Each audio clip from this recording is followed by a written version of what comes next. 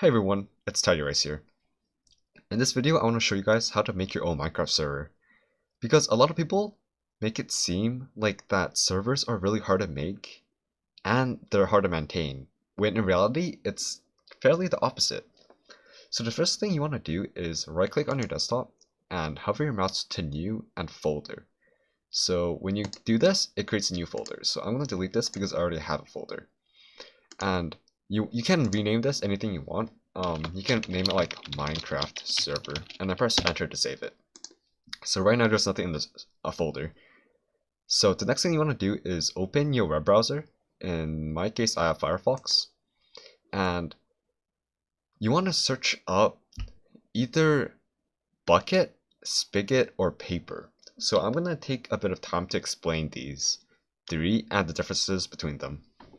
So bucket is like the most basic form of Minecraft. It only supports bucket plugins, and the world generation is pretty slow. So the next layer up is spigot. Spigot supports both bucket and spigot plugins, so you have more plugins to choose from. And by the way, plugins are things you can add to your server that make them like cooler and increases the functionality.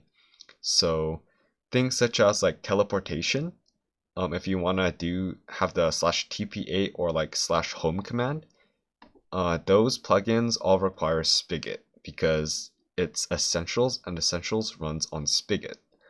So if you want to have like a server with those functions, you want to get a spigot server, not a bucket server. So spigot is basically the layer above bucket, and then after spigot you have paper. So paper is the layer above spigot. So with paper you can run both bucket, spigot, and paper plugins. And I'll tell you why you should always use paper. Paper has a new and revised API which makes Minecraft world generation like a million times more smoother, and it lessens the lag on your server, and yeah, it lessens the load on your PC, so Minecraft runs a lot smoother on paper. And they also have features such as anti-X-ray, and they also fix bugs in vanilla Minecraft such as TNT duping. So I'm going to tell you guys how to download both Spigot and Paper, but in my opinion, you should always use Paper. So Spigot, you just search up download Spigot on Google, and then you should get to this website. This should be the first link there is. So you want to go to the version you want to use, and in my case it's 1.16.3, and just click download. And click on this, and you should get this message, and just click save file. For Paper, you want to search up paper MC, and this should be the first link, and then go to downloads, and then you can select your Minecraft version. They only maintain 2 Minecraft versions, so in my case it's 1.16.3. again, you want to click on the latest development build, and then once again click save file.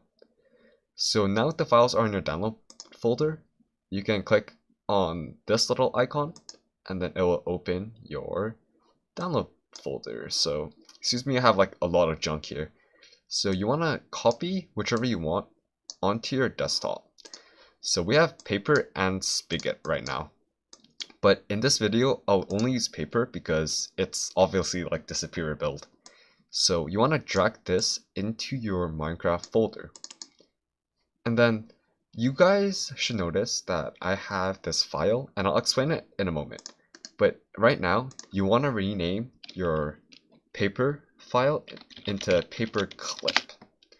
So it's named paperclip.jar, and then make sure you have Java installed, so there should be that little coffee like sign, the Java symbol. So the next thing you want to do is new text document, and then you want to name this start.bat.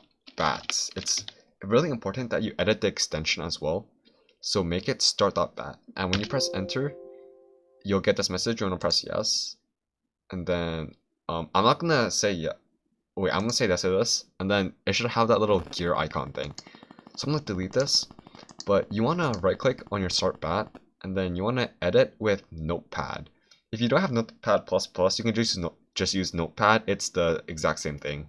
Well, not really exact, but their functionality is the exact same. So I'm going to edit with Notepad++. Oh, it's on my other monitor. So this is basically the code you need. So echo off just tells your computer how you want to display stuff on your console. And then the most important thing is the second line. So this tells your computer to run the Java file, which is your paperclip. It tells your computer to run the jar file paperclip.jar. So if you use Spigot, you can name it spigot.jar, but you'll have to change this into spigot.jar so your computer knows how to, like, which file to run. So in my case, it's paperclip.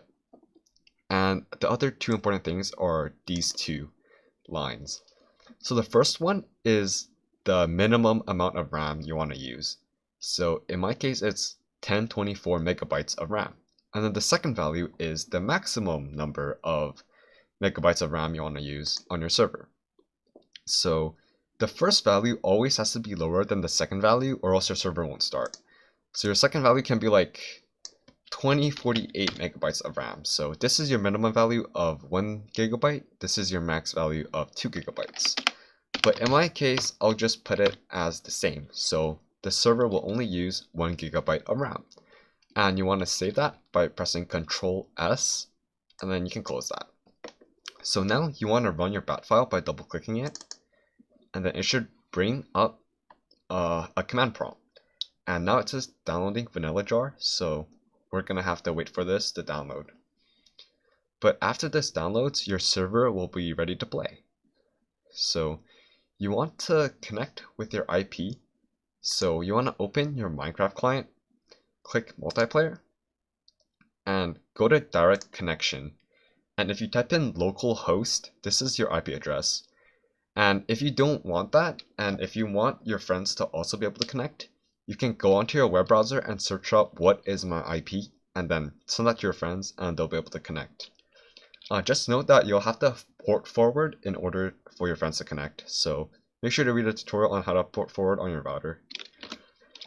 Alright, so the EULA. So you want to press a button, and then that closes the command prompt, and you want to go to eula.txt. So just double click it, and then it should open this file. So you want to agree to the Minecraft EULA. Basically, the EULA states that you can't use their services to for your own profit, and on your servers you can't sell stuff that gives like one player an advantage over the other. So once you've read over the EULA, you want to do EULA equals true, and then save it. And make sure you save it, and then close it, and then you want to run start.bat again. But before that, you want to go into server properties and make sure everything is alright.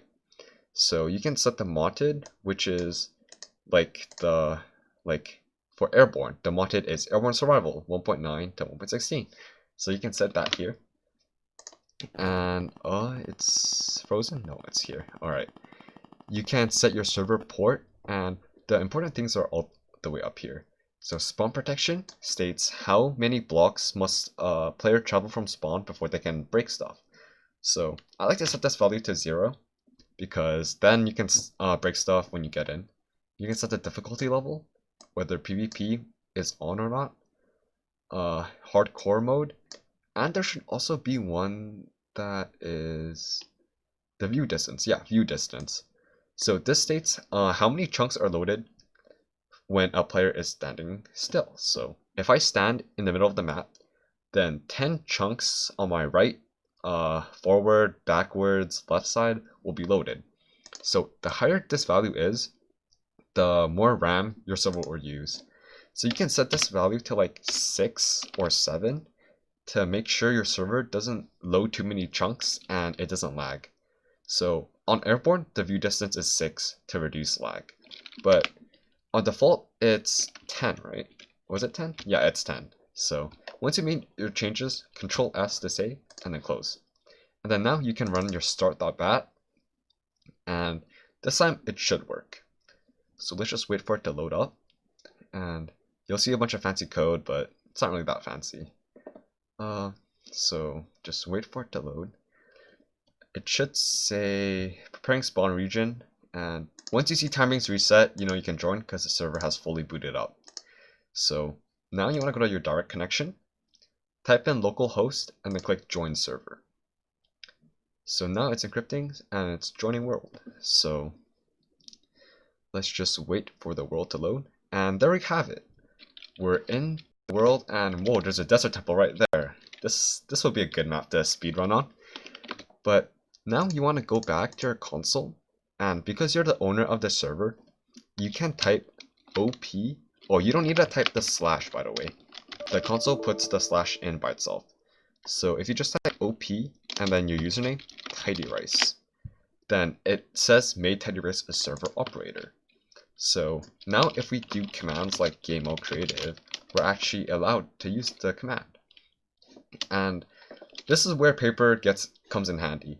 So when you go forward and it loads new chunks, with paper it's a lot faster. Okay, right now it's not that fast because my computer is working really hard to encode video and it's also running the server. So I'm not going to load a lot of new chunks because that's going to affect the video quality. But with paper, it loads chunks really fast and it ensures that the server is lag free.